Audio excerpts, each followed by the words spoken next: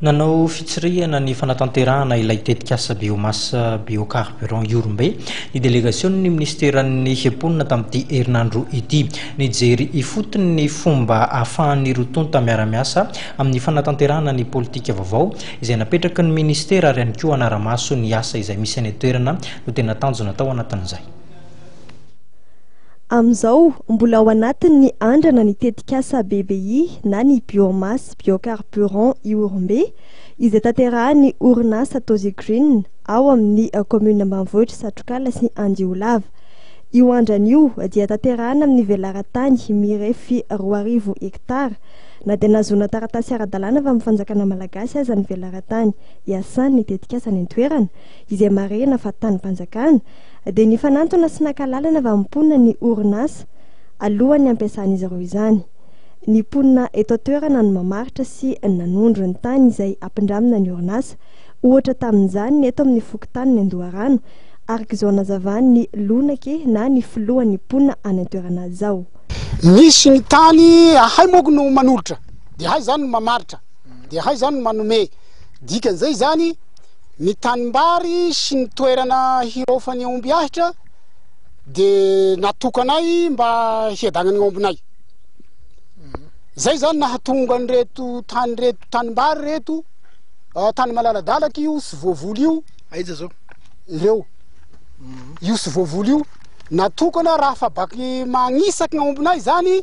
dia miakasy amin'io zany mihina.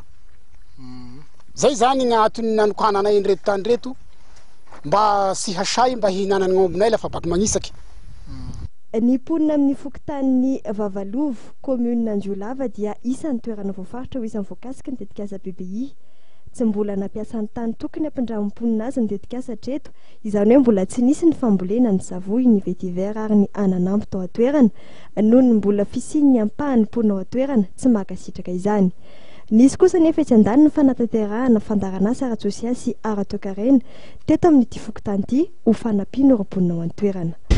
Ny Tozzi Green zany dia hoe ao anatin'ny faritra ny Heverina fa iasan'ny Tozzi Green zany ty Vavalovo ty fa noho ny eto amin'ity faritra ity zany izay mbola ahitana olona manohitra ny resaka fambolena savoa dia tsy mbola misy asa ataonay zany mikasika amin'izay eto fa noho ny fahitana zany hoe misy ny fianakaviana izay miaina ao anatina fahasahiranana tokoa dia ao anatin'ilay programme socio-économique zany hoe fanatsarana amin'ny fiainam-ponina no fandraisana andraikitry ny fandraisana anjara ny Tozzi Green zany eto Vavalovo. Nanao fitsirihana ny fanatanterahana ny tetikasa BBI tamin'ireo commune roa voakasiky ny tetikasa ny delegasionan'ny ministeran'ny Fiompiana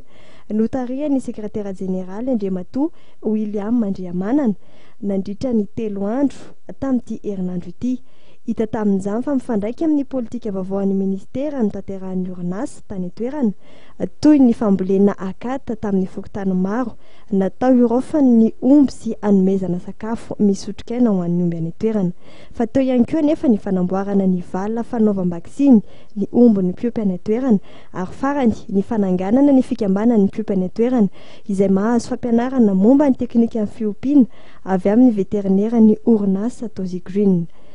Tamin'ity fidinina ifotony ity moa nahitana fa tsy isan'ny commune iasan'ny tetikasa ny commune Ambatolahy.